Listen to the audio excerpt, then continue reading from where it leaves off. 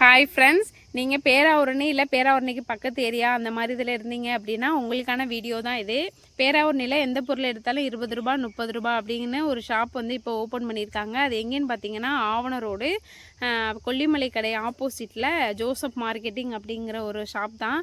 அங்கே வந்து எந்த பொருள் எடுத்தாலுமே 20 ரூபா 30 ரூபா மட்டும்தான்.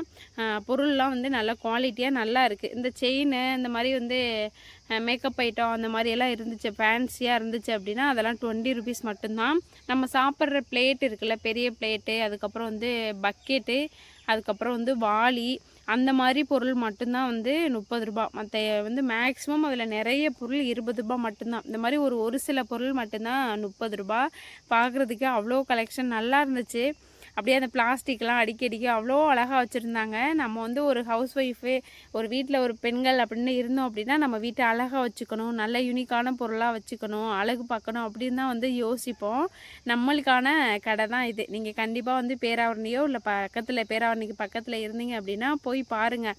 ரொம்பவே நல்லாயிருக்கு. இதில் வந்து நிறைய பொருள் வந்து பிளாஸ்டிக் ஐட்டமும் அதுக்கப்புறம் வந்து கிளாஸ் ஐட்டம் அந்த மாதிரி தான் இருக்குது.